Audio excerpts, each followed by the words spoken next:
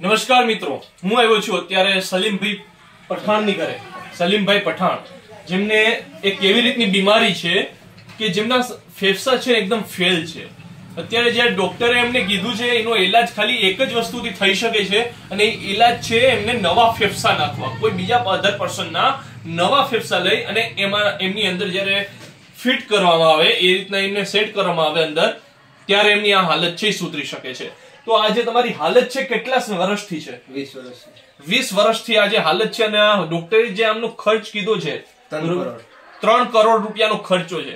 હવે તમે મારી આસપાસ જોઈ લો, આ જે આજુબાજુમાં તમે જોઈ શકો છો કે અહીંયા જેટલું પણ તમે જોઈ શકો છો ને, આ તમે ઉપર નીચે આ જે કબાટ, આ જે તમે રહેવાસ જો, આ ખાલી એક જ રૂમ છે, બરોબર? અહીંયા એક બાથરૂમ છે અને આ એક કિચન છે, કિચન અને અહીંયા છે રૂમ.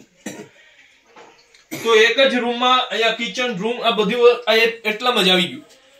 હવે જેમની પરિસ્થિતિ એટલી નબળી હોય કે પોતાના ઘરને પણ હજી ઠીકઠાક કરવાની હજી એટલી બધી ના હોય, એ પોતાની આ જે બીમારી છે એના માટે 3 કરોડ રૂપિયો ક્યાંથી નીકાળશે?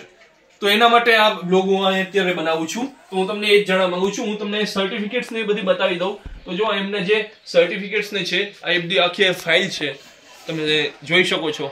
આખી એમની ફાઇલ છે અને એમને જે આ જે એક્સરે લીધેલા છે ને એ હું તમારી સામે રાખું છું. આ જે એક્સરે છે એમના, તમે જોઈ શકો છો. આ રીતના આખા એને એક્સરે દેખાય છે આમાં. તો એમના જે ફેફસા છે એકદમ ફેલ હાલતમાં જોવા મળે છે અહીંયા.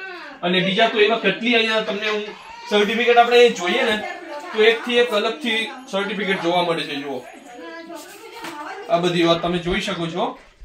આમાં મુક્તિ જીવન હોસ્પિટલ છે અમદાવાદ, ત્યાં સારવાર થાય છે. તો સારવાર તમે કેટલા સમયથી ચાલુ રાખી છે આની?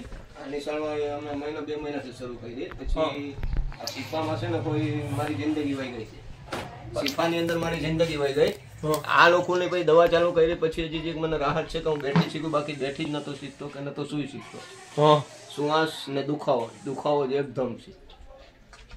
જ્યાં દેખાણી ફેફસા ફેલ છે, તમે બદલાવો તો જ મેળ ખાય. બરાબર.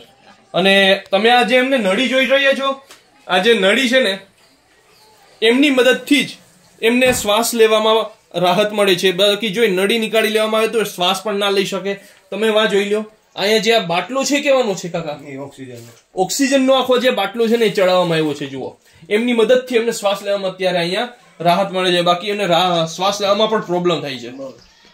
તમે ઉઠીને ચાલી શકો કે એવી કન્ડિશનમાં છો? નહીં, ઉઠીને થોડુંક જ ચાલુ તો શું ઉપડે. હા, ચાલવાની તો મનાય જ છે. ચાલવાની મનાય, બોલવાની બી મનાય છે. બહુ બોલવાનું બી નહીં. અમદાવાદ જે ચાલુ કર્યું ને કે તમે બહુ બોલતા બી નહીં, બહુ ચાલતા બી નહીં. બરાબર.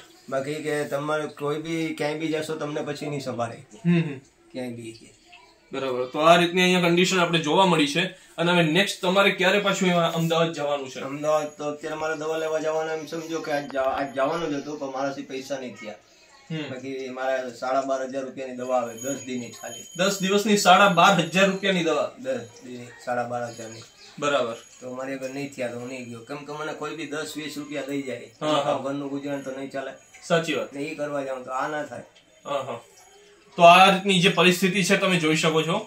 અને આમની આ હાલત છે એમાંથી કઈ રીતે પસાર થઈ રહ્યા છે એ તો હવે એમને ખબર જ છે. કેમ કે એ જે હાલતમાં છે ને આપણે એનો અંદાજો લગાવી નથી શકતા. પહેલા આ વસ્તુ ઉપર છે ને આપણે બસ ખાલી એટલે એમની હેલ્પ કરી શકીએ છીએ.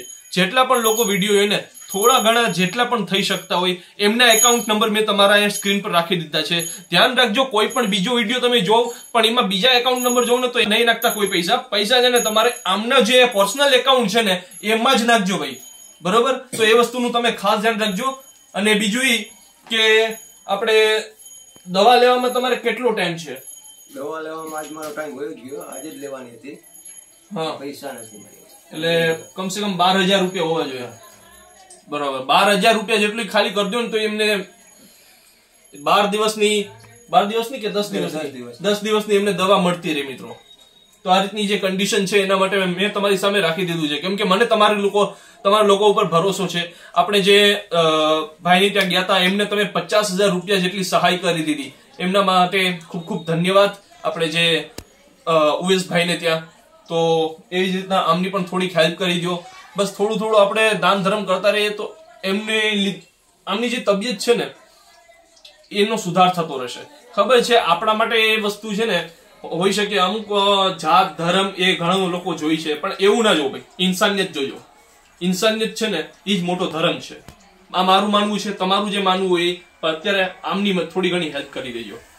તો મિત્રો આજનો જે બ્લોગ છે આપણો અહીં સુધીનો રહી છે. તમને વિડીયો પસંદ આવ્યો તો પ્લીઝ વિડીયોને લાઈક કરી દો, ચેનલમાં ન હોય તો સબસ્ક્રાઇબ કરી દો. આ વિડીયો વધારેમાં વધારે લોકોને શેર કરો જેથી આમની મદદ થાય. અને મળીએ આપણે જલ્દીથી નવા બ્લોગમાં. ત્યાં સુધીમાં બાય બાય.